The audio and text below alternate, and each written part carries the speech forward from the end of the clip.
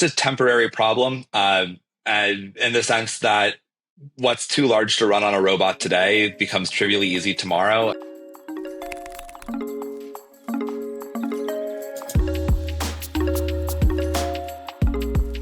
Today, we're super excited to have Kyle with us. I met Kyle actually on X, which I guess is like a reasonable place to meet people in the modern world. But Kyle's been posting and all about robotics papers recently, and I thought he would be a really fun person to have on the podcast. So I guess with that, Kyle, I'd actually love to hear a little bit more about your background, how you actually became a roboticist, and the focus areas that you guys have now. Yeah, totally. Thank you so much for having me on. I'm excited to chat today. I've got a bit of an interesting path. I started my career out as a geologist. So I did my undergrad at MIT. I did geology and aerospace engineering there. Did a little bit of computer vision, a little bit of self-driving stuff, but mostly as a hobby.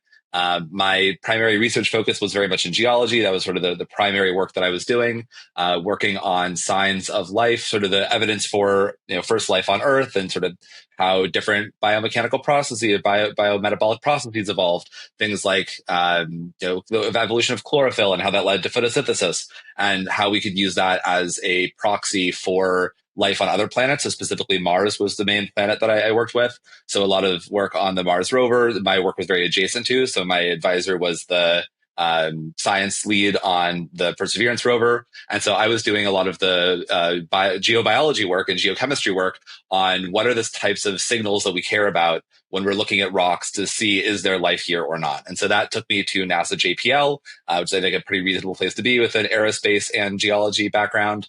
And I got really excited about robotics there, and sort of the rocks that I was most interested in, the rocks that were most likely to contain signals that would give us really good science data, were not just sitting around on the ground. I couldn't just go walk or roll over with my rover and pick it up. They were on the sides of cliff faces or down tubes and in caves, these sort of really more extreme environments, on the sides of these big impact craters. And the way you need to get there are robots. And there's a lot of work at NASA and other places on building these robots that are very robust, that can go into these sort of extreme environments on other planets. And through that, I got very excited about legged robots in particular. At the time, there was more quadrupeds, and now more humanoids. And we haven't sent any of these sorts of robots to other planets yet, but sort of the preliminary work that JPL was doing then and still now on what does it look like for these robots to do sort of broad exploration in these really extreme environments. And that sort of took me to my PhD program where I am now. I'm now in the last year of my PhD at UT Austin, in robotics and in the aerospace engineering department, although I don't work so much related to space these days. Now my work has sort of transitioned a fair amount. I work mostly on humanoid robots in the home. Sounds totally different, but I think actually is a pretty common through line, which is about the terrain, the structure of your environment. The things that I got really excited about with these extraterrestrial robots were how extreme and harsh the environment was. And legged robots sort of were this natural solution for these environments where wheels wouldn't cut it. And here on Earth, the types of environments that we have, certainly there's similar cliff faces and extra, very difficult terrains. But the environment I've become more excited about is the home, and all of the difficulty that comes with that, not just in terms of traversing it, things like going up and down stairs, getting around clutter. It's very unstructured, usually unmapped, but also about safety. So we've got humans in this environment now. It's not just, can I protect my robot? Certainly that matters a lot when you're sending a robot to Mars. The Perseverance rover is $3 billion, and we get one of them. If you mess it up, the taxpayers won't give you another shot. But in the home, it's not about the cost so much as it is about the people. If my robot falls over and squishes my kid, I don't have another kid. So that there's really no opportunity for messing up there. And so I've been very excited about sort of how do we get these robots that are, right now, these big, heavy metal machines, but they have all this potential and promise to help us in our daily lives that we can interact with. How do we get them safe enough that we feel comfortable deploying them in our homes, in our schools, in our medical centers, in public life? Yeah, I mean, so many places to go with that. I think it's interesting that you went from like super, super extreme, kind of like, Mars terrain to the home. The home, to your point, though, does actually have a lot of dangerous terrain. It's like, I have a Roomba, and the Roomba sometimes gets stuck, and it's like, it'll say it's like it's stuck on a cliff, and the cliff is actually just the top of the staircase. Totally. But I think to your point, like, the home is actually a super intimate space, and so there are probably a million more safety regulations actually to deploy something in a household setting than you would think. So it's a super interesting research area. Yeah, you might think so, but I think one of the big challenges has been that there really aren't regulations for mobile robots in human spaces really at all. To jump back for a little bit of robot history, the cobot revolution, the sort of small form factor arms that you could interact with, that only came around in the last 10, 15 years or so. And there's a lot of work done by regulatory bodies like the ISO standards on what does it look like to interact safely with these robots. Because prior to that, all of the safety regulations were about these big cages, and the robot is in the cage and the people are outside the cage, and that's how we guarantee safety, because the person and the robot cannot interact. But now we've got these cobot arms, which are meant to be safe and compliant, so people can touch them, interact with them, but it's still a fixed base. It's still, you're not moving the robot around. And so we've been using some of those standards from the cobot days to think about mobile robots, whether it be rolling on the sidewalk to deliver your food or a humanoid in your home. But the regulatory bodies haven't caught up at all. And it's not just the legal regulatory bodies, but even the standards bodies in robotics really haven't given us good guidelines on what it means to be safe. Not because we just haven't released them, but we don't know what it means. Like what is an acceptable degree of risk in a human space? And that's not something it's being studied currently, but we don't have good answers to this. We don't know how to do this safely, and something that we're actively working on. So I think that's part of what makes it really exciting is we have these really capable machines that we're getting to the point where we can show these incredible, skills of folding T-shirts and sorting cups and putting away your groceries, whatever. But we can't do it because even if you could do it 90% of the time, if 10% of the time you're hurting a person, there's no way to get that in somebody's home. Not from a legal standpoint, but just as a business, it doesn't make any sense. And so that's sort of one of the big challenges. Not just can you do it once or twice or 10 times or 100,000 times, can you do it every time while guaranteeing some minimum bar of safety? And we aren't there yet. I guess, speaking of use cases, actually, on the folding t-shirts, what do you think, which of the use cases that you've seen among the humanoid robots in the household do you actually think is most attainable, most um, uh, near-term horizon? And what do you think are the most interesting types of tasks to research? Yeah. Yeah. I think in terms of most attainable, it still looks fairly simple, like pick and place. That's is the stuff that I think we're going to get to the highest degree of success in different environments, different lighting conditions, different objects. So that means things like unloading your dishwasher or putting away your groceries. I think we're fairly close to the point where as a skill, we know how to do that. Maybe there's some scaling issues. We need to get more data. We need to practice to get the success rate high enough, but we know the recipe. We know how to do these things pretty well. So I think that's the first thing that we're going to be able to do pretty reasonably. They're rigid objects, more or less. We can do non-rigid objects too, but the thing that we find the easiest path towards are sort of regular objects, picking up a water bottle, picking up a plate or a cup. Those are the things that we definitely can do. I think once you add any kind of movement in, it gets a lot harder. So when I'm just standing at your dishwasher and putting dishes away, that's not so hard to do. I mean, we're getting to the point where we can be pretty reliable with that. But if I need to, go and walk across your kitchen and, maybe the shelf is a little too high because a lot of our humanoids aren't very tall right now. Certainly not the ones we would think about deploying in a home. And so then it's got to maybe get up on a step stool or push up on the counter to reach the top shelf. That gets much, much harder very, very quickly because now it's not just the challenge of, pick up an object and put it in a location. It's, okay, I've got to pick up an object and now make a decision. Where do I go? How do I traverse my terrain? How do I get to the location? How do I know that's the right spot? There's a lot more decisions that have to be made. It's more of a cognitive load than just, can I pick up object A and put it in the location? That's we're at the point where that we can do pretty reliably. We're getting a lot better at. Got it. And I guess with the addition of the LLMs, there's maybe text to instruction, maybe that's a new part of this that hasn't really been part of the robotics research before, but I can actually say pick up that cup. It'll know what cup I'm actually referring to. So there's part of it that's a translation of a language instruction actually into some instruction that ends up being a motion policy and routing, etc. But maybe how does that actually factor into the evolution of what we actually need to do to get something like this working in the home? Yeah, so there's sort of two different ways to approach this. One, the way that robotics has been doing for a long time is called task and motion planning. And so in task and motion planning, you have some set rules and maybe some predicate conditions. So how do you get from the position where I have an object in my hand to the position where I have the object in a shelf, for example? And using sort of these mathematical structures of how we enter in each of these states and leave each of these states, we can formulate a perfect task that is, guaranteed to get us from wherever our initial state is to the end state of a clean kitchen. This is something we've been doing for a long time in robotics, but it's very rigid. So if you don't complete one of the tasks or it's a little bit different than you expect it to, there's a lot of different work that's gone into making those sorts of structures more robust. On the other side, sort of the other approach that's now become a lot more popular is with these language models, like you mentioned, where you don't have any mathematical guarantee that this task will be completed, but you can break it down from natural language into subtasks much more naturally. And again, there's no guarantee that those subtasks will actually complete the task that you care about. But it's much easier to interact with that kind of system. It's easier to specify the tasks that you want. It's a lot more general. And so you have this trade-off between a more rigid system that's provably correct versus a much more flexible system, but still very much prone to mistakes and hallucinations and all of the sort of interpretability issues that we're currently having with language models. And so it's both approaches are being used by different labs in various ways. Both are finding success. And so I think the question becomes, what is a high enough degree of success rate? Are we able to get these language interfaces to the point where we can reliably deploy them? I think the answer will be yes. But then the question is, are we just treating the language model as a language interface where I talk to the robot and then the language model turns that into some set of code or instructions or finite state machines or things of that sort?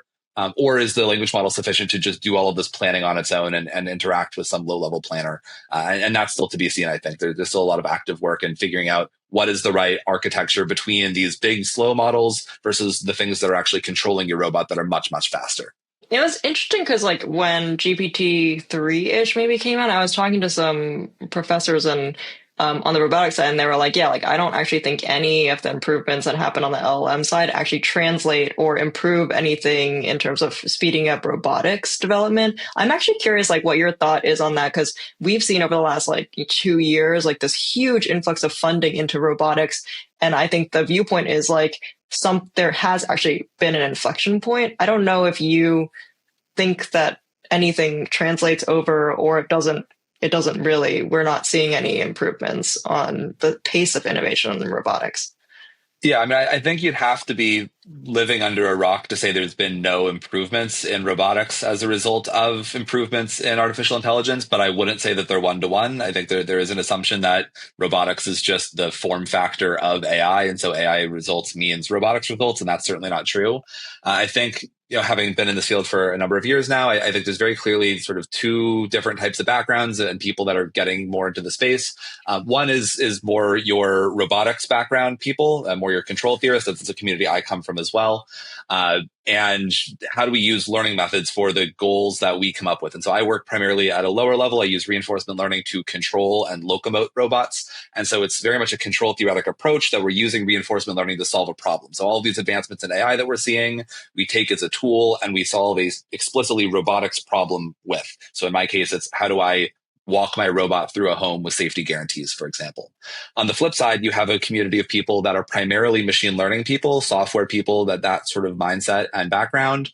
And now they're getting into robotics as a new challenge to use these sorts of methods and techniques that they've been working with.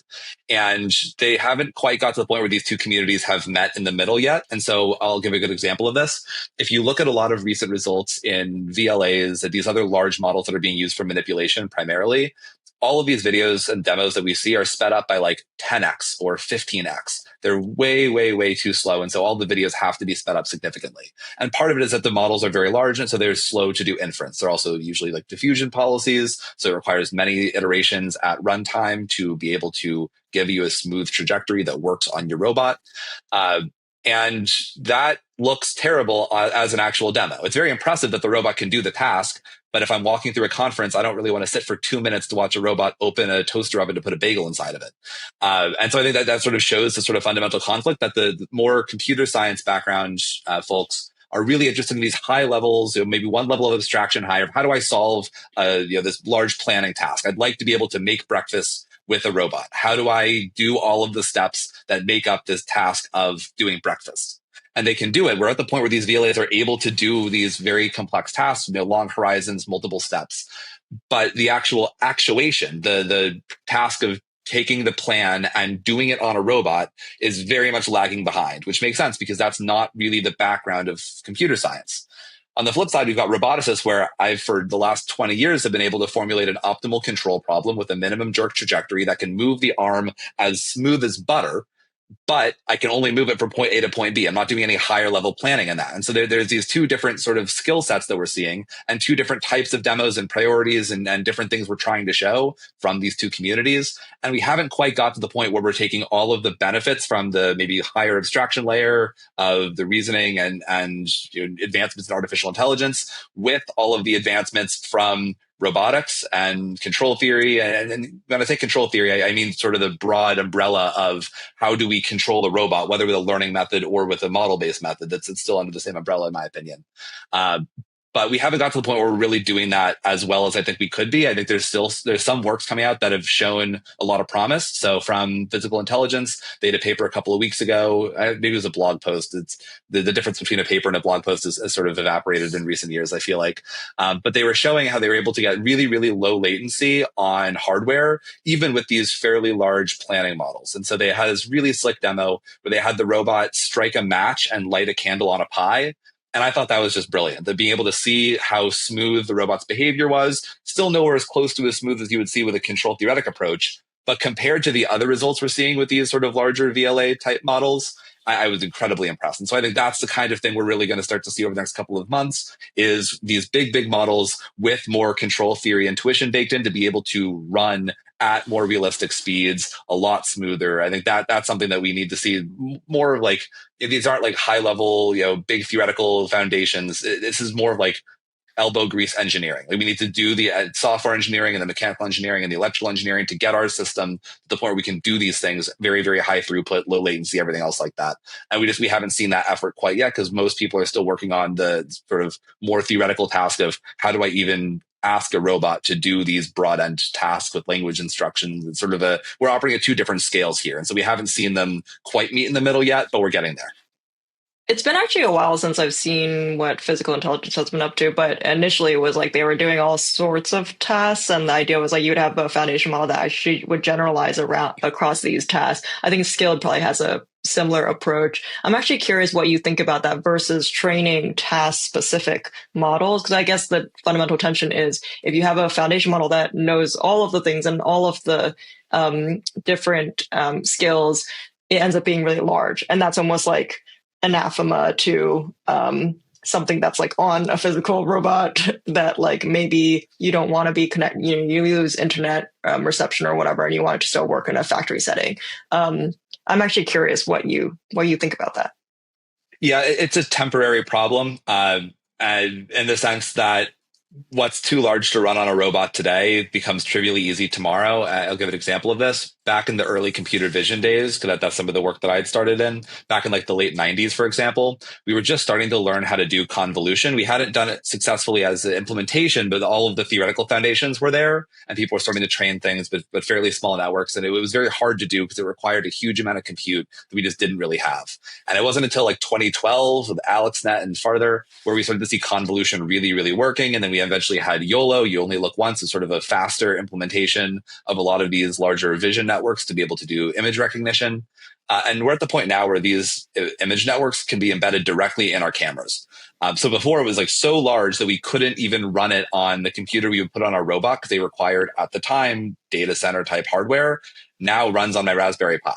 And so I think we're going to see something somewhat similar in that VLAs right now it's totally impossible to run on board on a robot for these much larger models. It just requires way too much VRAM and way too much compute, and they're way too slow. And that's certainly true right now. But I think 10 years from now, that's not going to be true at all. And so I think that there's, some of this is that it's a temporary problem. So how do we solve it in the short term? The short term is you run it on a powerful computer and just have, some amount of latency that you accept from the internet transmission speed to be able to get the task onto your robot. But in terms of the goals of solving all of these different sorts of manipulation problems and mobile manipulation problems, it's very clear that having a larger model that has different all these different capabilities is going to be the solution for that.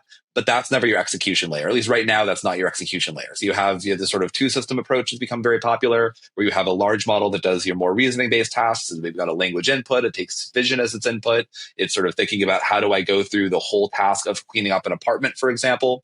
But then the actual actuation, the control of the robot itself is handled by something that is much smaller and has no need to reason about what does it mean to open a toaster oven door. All it needs to know about is what is my arm doing and how do I not collide with my environment. And so there's, again, I think right now we're seeing a bit of a discrepancy where we still have these big models that at least in manipulation for arms, where doing direct control from these large models is part of why we see these demos looking so slow.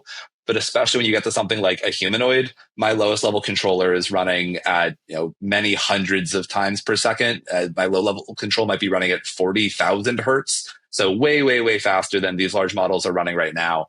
And so there's a need to have a sort of handoff middleman of you've got the large model doing the sort of more abstract task of planning and reasoning and thinking. And then you have the low level model that controls the robot itself. And so I think that's sort of the dynamic that we're seeing and we'll see until the hardware improves to the point that we can run these large models faster. But I do think that it's certainly the case that training on multiple tasks gives you a much better representation of how to solve new tasks as well. We see this sort of generalization in multitask learning, for example, and that's going to continue to be the trend. I don't think that's changing anytime soon.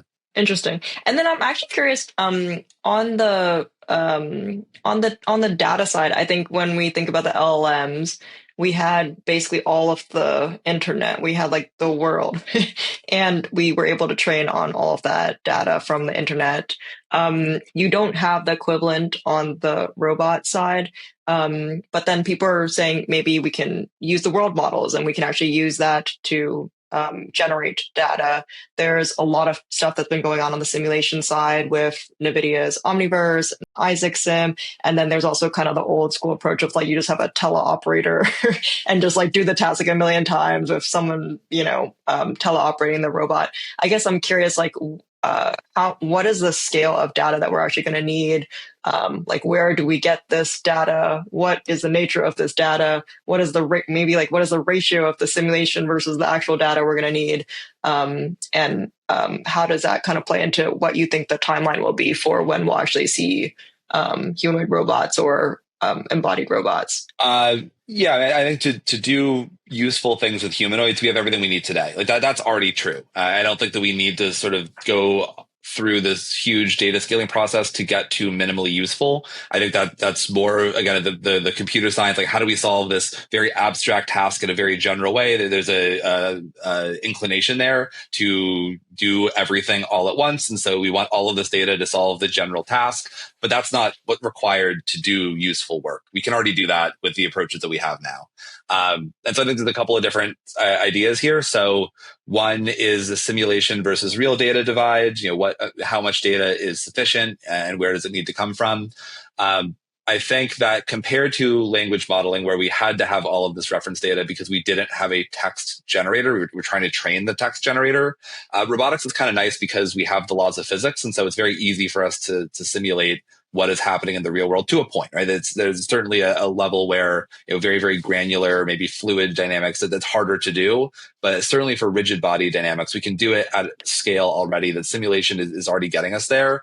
To the point where I don't use any real data whatsoever when I train my robots. Everything is being done in simulation and it transfers to the real world just fine. There's, again, tasks where that's not going to be as easy to do, especially with things like fabrics or soft bodies. And our simulators are certainly getting better at that. I think there's another idea here, and I'll loop it back around, but there's another idea here of learning efficiency. So for language models, compared to sort of all of the machine learning that came before them at all the smaller scales, where you would have your fixed data set and you trained on it hundreds or thousands of times until you got good enough test performance. With language models and the scale of data they're trained on, you only train through the data once. You only train each token. You are only seeing one time in that specific context typically. And when we have models of this size and of this scale, they're very, very efficient at learning to the point where even after just seeing a sentence once, that's enough to memorize that sentence in some capacity. And so I think for robotics, we're not at the point yet where we have models that large and scale that large where we have that kind of learning efficiency. Our models are a lot less efficient right now. But if we can get to whatever the point is where we have that level of efficiency, then yeah, you show one demo of a new task and that's sufficient to start to learn, how to do it, because a lot of these tasks are related. Whether I'm picking up a cup versus a mug, those are very related tasks. There's certainly differences about where I grab the cup versus the mug, but the general task shares a lot of structure. And so if you have enough data, whether sim or real, adding on a new object, a new task, it's something that we should be able to generalize over pretty easily. I think that there's a lot of really interesting work in leveraging simulation bootstrapped from real data. So there's this idea of digital twins and digital cousins. Digital twin is the idea that you can create an exact replica of your real environment or as close as possible to an exact replica. So everything you do in the real system, you can do in simulation and vice versa. I think maybe more interesting in the last couple of years has been this idea of a digital cousin where I take my real environment and a couple of teleoperated demos from that real environment, and then I create a simulated world. But because it's simulated, I get to control a lot of the different parameters here. I can change the lighting, the texture, the colors, all of these it doesn't change the core trajectory that I've captured, but everything else about it I can alter in simulation. So even from just a couple of demos, I can now generate thousands and thousands of demonstrations in different environments that are quite diverse from a very small amount of real data. So I think that's a very powerful force multiplier. But I do think that the one other thing that we're starting to see a lot more of in the last 6 months is that even though we don't have this huge repository of data like the internet for robotics, the way we did for language models, we actually do in YouTube and in other video formats because we have videos of humans doing things. And if you can get some kind of cross-embodiment generalization where you go from the human form factor into your robot form factor, you can use that data pretty effectively to learn to do new tasks. There's a lot of really cool papers coming out showing that, whether it's VR operated from, maybe a VR goggle and view of your hands versus extracting that from a YouTube video and being able to show how the human is doing different tasks, even not from first person perspective. There's enough data there that we can extract useful information to train our robots on. And that's a huge source of data that hasn't been leveraged yet. And so I think that, there's both a lot more real data already out there than we realize, and we need more teleop data than we think that we do, because we can use sim as a force multiplier to sort of generate a lot more data that way, even for things that would be too hard to simulate just through sort of core simulation. Again, for my reinforcement learning stuff, everything I do is just in simulation because my robot walking around is pretty easy to simulate. So I don't need any real data to be able to get to real world generalization. But for more complex tasks like folding t-shirts, for example, that's very hard to do purely in simulation. And so we are seeing some teleops data, but that's not going to form the majority of the data that these larger models are trained on. It's just totally infeasible to collect that data otherwise.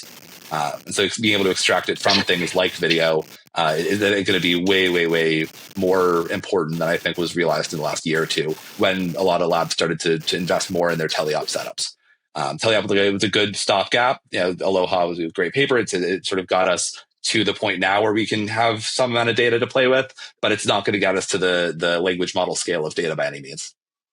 Yeah. I mean, this, like, if you could extract from YouTube videos tasks, I think that would be really cool. It's interesting because there's like Scale AI is like they have teams and teams of people just like they were labeling for all HF use cases, and then you think like maybe there actually might be an equivalent in the robotics world where it's like people are donning like exoskeleton suits or like wearing little proprioception gloves and like showing the robot how to do things, and we're actually collecting that data on like a very massive scale. I don't know how to your points, like how useful will that granularity of data be versus if we could crack the nut of the cross embodiment idea that you had, which is I can get from YouTube video directly there, that would be a huge, huge, huge body of data. I guess it's interesting because like that's actually a good reason to try to navigate us toward humanoid robot versus a different form factor, because the data might actually be transferable. That's like I don't know. I'm actually curious if you have an opinion on like, cause the humanoid robot has gotten so much hype over the last like couple of years. But if you actually see what is being implemented in factory settings, it's always like things that are on a base that wheels. It's not like bipedal because that's just adds so many degrees of freedom. I think there's one version of the world where it's just like we want the humanoids because from a marketing perspective, it kind of like captures people's imaginations. And there's like an anthropomorphic aspect to it, which is just like, I want something that looks like me.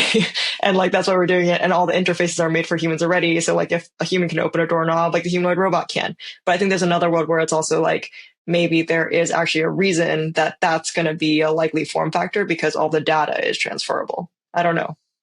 Yeah, I think it has less to do with the transferability of the data as much as it has to do with the biomanipulation, the fact that we have two hands. So we've got some work coming out of that came out of my lab over the last year, showing really nice cross embodiment results that you can train with VR goggles and a human hand or teleoperated data on a single arm, and then you can transfer it to a humanoid. You can transfer it to a quadruped with an arm. Sort of all of the sort of back and forth transferability between these form factors, not a problem. It's pretty easy to do. As long as you have an arm, you think about the task in what's called the task space. So you think about how objects are moving through the environment, not about the joint angles of the robot itself. So I don't really care about what arm I'm using, whether it's a humans or a humanoids or a quadruped with an arm. It's all kind of the same because you're still manipulating an environment. And so the cross embodiment question, I think is not super hard to do. There's a lot of really cool work showing you've got this a handheld gripper, and a person goes and they do all these demos where I have a trigger to open and close a gripper, and I pick up objects that way, and I can collect data like this and transfer it to a humanoid. That's not really an issue. I think the bigger reason why we see humanoids becoming, there's sort of two reasons why humanoids are becoming, I think, a lot more popular. One, like you mentioned, absolutely the anthropomorphic lens. People are excited about seeing a humanoid. It's a weird form factor. It's sort of it's shocking when you see a robot that looks like a human walking down the street. There's a lot of draw for that. But that doesn't matter for industrial use cases at all because no one really sees these robots in manufacturing or factory settings. In those settings, all the value is coming from the upper body, from the fact that it has two hands. This is why we saw quadrupeds never really took off. The two main quadruped producers, sort of I guess three. There's Boston Dynamics, Animal, and Unitree are sort of the three big ones. And Unitree sells almost entirely to research. Boston Dynamics and Animal sell mostly to oil and gas and power generation. And the reason for this is that for a quadruped, even if you put an arm on it, there's just a very limited amount of tasks you can do with only one arm. And so the only business case that really made sense for quadrupeds was you have a sensor that is very, very expensive, so much so that you can't buy multiple of them. And it's too heavy to put on a drone, or you need it indoors where the drone that would be big enough to carry the sensor wouldn't fit indoors. And also, you have stairs or other kind of clutter such that you can't put it on a wheeled platform. This mostly looks like infrared sensors in power plants because you need the infrared sensor to do tracking of your different mechanical components to make sure they're not overheating. The sensors are very, very expensive and very heavy, so you can't put it on a drone. There's stairs, so you can't put it on a wheeled platform, so you put it on the back of a quadruped. And it's basically just a mobile sensor platform. When you buy a quadruped, you are buying walking as a skill, but you're not really buying anything else. That's why those industries never blew up. With humanoids, there's a lot more promise because it has two arms, and so you can do a lot more tasks. And certainly in flat environments, all of our factories are going to be OSHA and ADA compliant, so they've got flat floors. You can roll around on wheels just fine. And honestly, for most of these applications, a wheeled platform with two arms is going to get you 90% of the way there. The times when that won't be true is something like where you're lifting very heavy objects that are far from your center of mass. So just as a physics thing, large mass far away from your center of mass, it's a large torque you're applying, and so you rotate. And so a wheeled system has no way to catch itself, and so it falls over. With a legged system, you have exponential stability, so I can take a step to stabilize myself. I've got falling dynamics in that way. And so there are certainly tasks like that where having a humanoid form factor matters a lot, or having legs specifically matters a lot, or any kind of environment where there's clutter, there's stairs, things like that. But ultimately, I think that the types of environments we're going to see humanoids find a lot more success in are environments where the humanoid form factor is natural and fits right in. It's a human environment. It's like I mentioned, I'm really excited about robots in the home, in medical centers, and in these sorts of environments we build for us, not factories, not manufacturing plants that can be retooled with specific robots for the job. I care about robots where there are people, where the robot is interacting with people, where that form factor means that the robot can get in and out of a car or get onto a bus or a train, where I can work with the robot on a construction task where I'm hanging a picture on my wall or building something or helping clean my home, things like that. I think that environment is legs matter a lot more, both because of the clutter, but also because it's an environment we build for ourselves. If I've got a very narrow kitchen and I've got my wheeled system walking by, it's very hard for it to orient itself such that we slide past each other. For humans, it's very easy. We both turn sideways and keep walking. And so having that kind of flexibility in your locomotion plan really opens up the realm of these very tight environments, these human environments that I think that wheeled platforms really struggle with. But ultimately, the real kicker, the real value add here is the two arms. That's what opens up all of these different tasks that you really can't do with just one arm. And Boston Dynamics has been like passed around from tech company to tech company, and I think it's always been amazing research and like super talented folks, but never, to your point, really found that market and commercial success. Um, I'd love to switch gears a little bit and talk a little bit more about your research specifically. Are there any recent papers you wanted to highlight? Areas you're excited about? Yeah, so I think, like I mentioned a little bit earlier, I'm really excited about safety for these robots. So I think the differentiator between a really flashy demo and a really successful product is people feeling comfortable around our robots. If the people don't feel like they can trust it, if they feel like the robot, has a risk of hurting them or falling on them, I don't think that even if you see an incredible demo of the robot doing your dishes, you're still not going to want to bring it into your home. And so a lot of the research that I've been doing, as well as the rest of my lab here at UT, has really focused on these questions of human-centered environments. What does it mean for the robot to be safe, both in a physical context? So some of the papers that I've submitted recently have had more to do with the physical safety question of how do you get the robot that physically interacts with a person to obey, let's say, a maximum contact force, or be compliant to these different interactions. So you have the robot physically touching the person without causing them harm. And I think that's been an interesting challenge because for a long time, the idea of a robot physically interacting with a person was very much taboo. Earlier in my PhD, we submitted some grants along these lines. And the feedback we got was, it's a really interesting research question, but we absolutely will not fund it because robots should not touch people. They should always do collision avoidance, always. And if you can't do collision avoidance, then you're failing. And I just fundamentally disagreed with that. The idea that, in let's say you're trying to catch a train, you're running late, it's during rush hour. You are absolutely bumping into people. You're sliding past, tapping, making these small contacts to get through this environment quickly, but you're not hurting anybody. We do this very naturally, even at the supermarket, to go and reach and grab an object where there's somebody standing in front of you.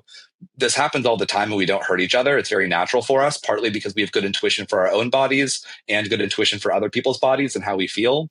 And so I've been trying to embed a lot of that same kind of reasoning into robots without being overly prescriptive. So as opposed to telling the robot, you need to act like this, I say, all right, here's my simulation environment. Here's all of these robots and all of these tasks. You need to complete it without violating these safety thresholds or without making the other robots or people that you interact with, fall over or hurt or things like that. So it's more of a physical safety question.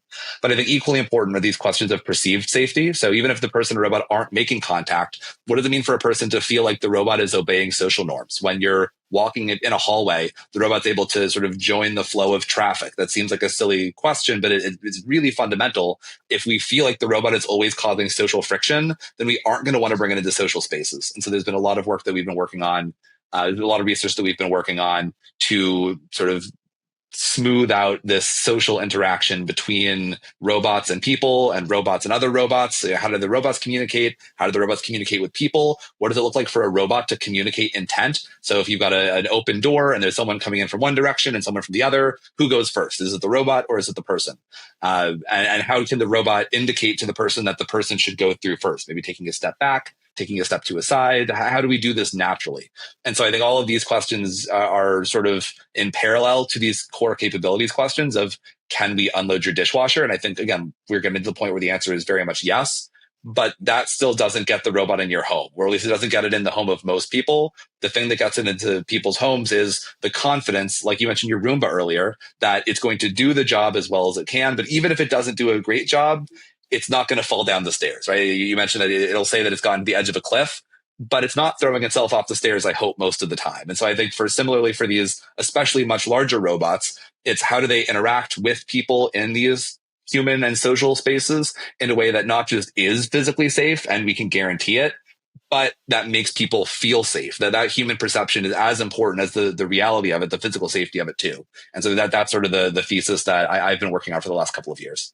And it's actually really interesting because it's very, it is actually very nuanced. Like the human brain is actually picking up on a ton of things that are more like subtle body gestures that people are making. And you infer like, oh, this person is telling me that I should go for the door first. And they're nonverbal cues, but Yeah, um, they're very, very subtle. It's absolutely. fascinating. Yeah. And there's been a lot of research. It's the human robot interaction community has been doing this for a number of years now, even before humanoids were getting as popular as they are now. Things like what sound does the robot make? People interpret different sorts of beeps and bops to mean different things. And you can use that to your advantage. That if the lights, if the eyes glow one color and you make a certain kind of sound, then people will intuitively pick up on some intention there. And so we can very much use that as part of the sort of user interface on top of our robots to make them feel a lot more friendly and a lot more natural.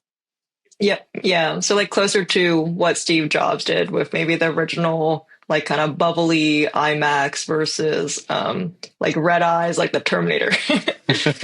Yeah, totally. Cool. Are there any areas of research you think right now are just overlooked, or you think more people should be spending more time on this? Why aren't more people looking into this area? Yeah. So I think there's sort of two. One is not overlooked. I just think that it's overlooked compared to how great I think it could be. So the first is, as I mentioned, physical safety. So what does it look like for humans and robots to physically interact? The vast majority of prior research on this has come from the medical community. And so this looks things like robots that are helping to feed people that are paralyzed. And there's been a lot of really incredible medical work on these really impressive demonstrations where they're able to provide a huge amount of mobility and autonomy to people that otherwise cannot move their bodies in ways to do things on their own, but through a robot are able to do things, but the robot has to physically help them to get dressed or to help feed them. And so these are really, really cool applications for physical safety, but there hasn't been broader research into physical safety when it comes into the general public, when it comes into non-medical spaces. And so I think that's something that's very much overdue for some love from the research community. So I'm very excited about. So I may be a little biased in that regard. I think then the second one, and we are starting to see a lot more interest here. It's becoming very important, but I still think we're fairly early on. Is how you embed imitation learning inside of a reinforcement learning framework. And to sort of get somewhat technical, but in reinforcement learning, we're primarily talking about learning in a simulator and through trial and error. So the robot makes a decision, it gets some reward signal or some punishment. And then based on taking hundreds and thousands of these decisions, it's able to learn how to interact in this environment. From basically first principles, we aren't specifying exactly what behavior we want. We're just telling it whether it did a good or bad job. This is very much contrasted with imitation learning, where you just show the robot exactly what you want it to do. So imitation learning tends to be a lot more efficient in how you train it because you give it an example of exactly what you want. It's a much easier task than if you just tell it good or bad, but no more information than that. And so, but with that flexibility and generality of the reinforcement learning framework, you also get a lot more robustness. And so that's how we see all of these humanoids and quadrupeds that are able to do parkour behaviors and climb up mountains and walk over ice without slipping. That's all coming from reinforcement learning, from this trial and error procedure, because it's very hard for us to otherwise show the robot how to behave in these cases. But something that, especially in order to do manipulation well, is going to be required is these demonstrations. It's very hard to just through saying good or bad, get a robot to figure out how to make you an English muffin for breakfast. So you do need some amount of demonstrations to do this. But if you'd like to have the increased robustness and be able to leverage simulation fully the way that we do in reinforcement learning, you need some way of using an imitation signal in combination with reinforcement learning. This has been done in a number of different ways. And I don't think we've quite hit the nail on the head yet. But earlier this month, there was a really cool paper from Chen, one of Chelsea Finn's students at Stanford, showing how instead of using reinforcement learning with a imitation signal, so you give it an additional loss term to minimize error against some reference data, that's sort of the way people have been doing it thus far.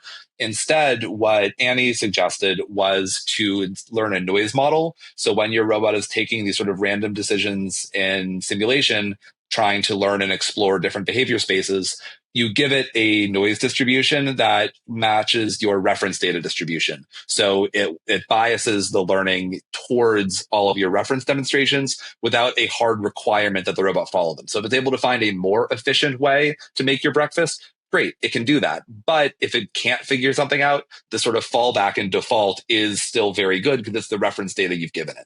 And so I think this is a really elegant way, both mathematically, but also in practice, of embedding imitation into this reinforcement learning formalism. And I'm very excited to see more work in sort of this line of how do we take the data that we do have, especially the really high quality data we collect from teleoperation, even though it's small in scale, and embed that into our reinforcement learning with simulation frameworks so that we can take advantage of both the good references we have with the scale of simulation. Like that's a really promising approach that we haven't seen taken to fruition yet. Cool.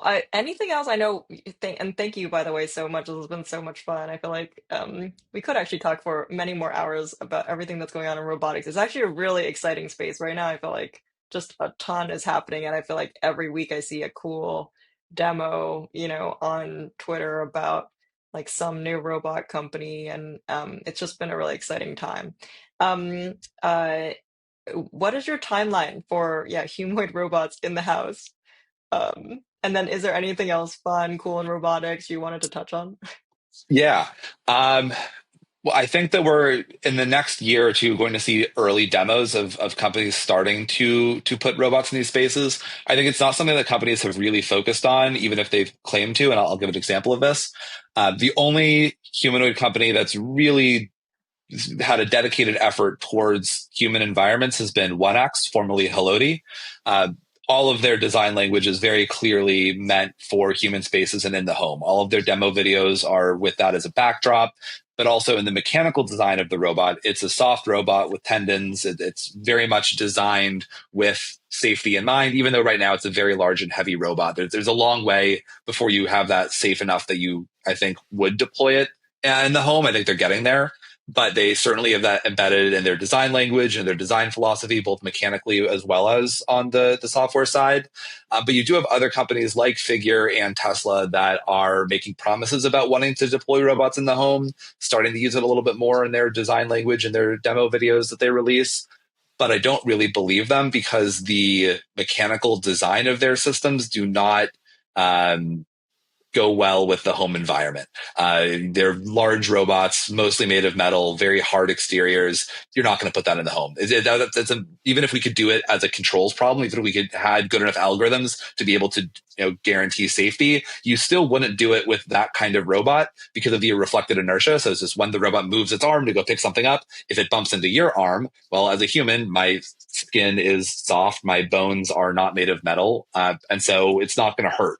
But even if the robot is aware of these contacts and trying to be safe, if it moves its big metal arm into mine, it still risks hurting me pretty badly. And so it's not just a software problem. It's very much also a hardware problem to get in the home. And we just haven't seen any real concerted effort from the industry to deploy in the home. Again, 1X very much is that's their stated goal. But all of the other companies, I think, would have to spend a couple of design cycles retooling and rebuilding their robots to be able to put them in these environments. Because otherwise, your best bet is just to wrap them in fabric, basically, which then has a bunch of thermal issues. And there's a lot of engineering design challenges that come with that. And so to go back to the question of timeline, I think, yeah, we're going to start to see some early stage demos and controlled environments that look like homes in the next year or so. But to actually commercially deploy in those environments, I think it's going to be a couple more years. At least that's the bet that I'm taking. And that I think we're going to see, maybe 5 years out, but we've been saying that for 20 years. But I think 5 years out, we'll start to see, some robots that are designed for this purpose and deployed as such. But I think before we ever see a large scale humanoid deployed in the home, I think there's a lot of other form factors that make a lot more sense first to sort of test the environment. So for example, if you look at some of the work that Disney has been putting out, they had their small little droid robot. There's an open source effort called Open Duck to be able to replicate that because they put out a paper showing all the mechanical design of that robot. And then they've got another robot now that's a little bit taller, but still a fairly small humanoid form factor that kind of robot is much, much easier to deploy in a home because it's so much smaller. And so, it's not just the fact that it's smaller, but also smaller robots are easier to use lighter materials with. You don't have as big and heavy of a robot or a battery or a structure, so you don't need to use metals, aluminum, etc., to as your backbone of these robots. You can use more hard plastics and things like that. And so I think you see something that looks a lot more like an entertainment device before you see like a full robot butler. So we could have, I don't know, I think there's a market opportunity to take big companies IP like Disney or Universal and sort of do deals with them to have a bluey robot, let's say, in your home, and that robot might help do some basic tasks, but it's mostly an entertainment device for kids. And I think we start to see that kind of embodiment before we see a full scale humanoid robot butler kind of thing. I just don't think that the mechanical design is there.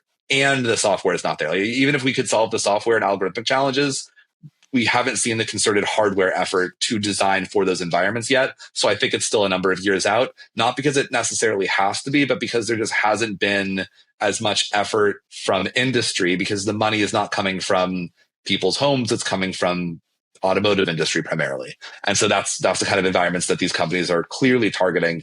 And so they're designing their mechanical systems with that in mind as well. So it's not a fundamental limitation that we couldn't go faster into the home, but I just think it's unlikely given the funding landscape and the priorities of humanoid companies as a result of that funding landscape. Yeah. But 5 years, by the way, is still not that far away. Yeah, and it's not going to be like fully autonomous or like fully general. It's still like limited in capability, but we got to start somewhere. And I think it's the same thing we saw in self-driving, that if you have your test platforms collecting data and you're able to iterate a lot faster, that's clearly a better method than continuing to do lab demos and hoping that one day it transfers. At some point, you have to put the robot in people's hands and see what they do with it and what they like about it.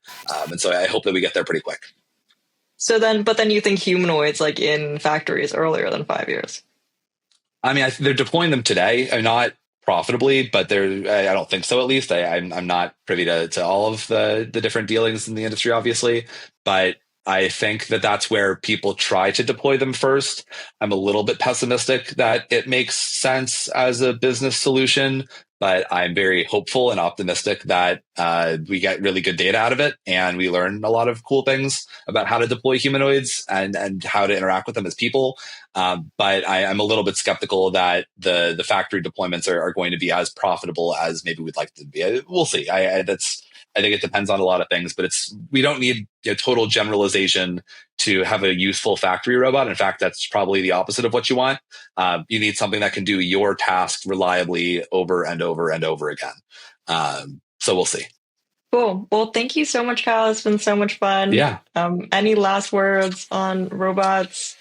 Yeah, if you're interested in getting into robotics, do it. There's no reason not to. I'm a geologist, and I decided this was really cool, 5 or 6 years ago, and so I've been in it ever since. Don't let lack of hardware be your limitation. There's really low cost little robot arms, like the Hugging Face arm.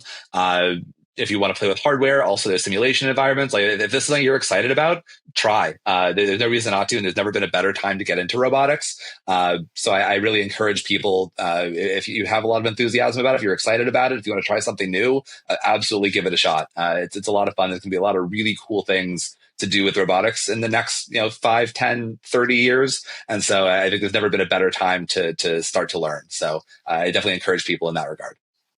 Yeah, that little robotic thing is actually really cool. It's like a little tiny Hugging Face arm. Cool. And where do people find you? Yeah, so I'm on Twitter with my government name at Kyle Morgenstein. I think that's the main one. I post a lot there. And so, yeah, feel free to give me a follow. Cool. All right. Thanks so much, Kyle. Yeah, absolutely. Thanks for chatting.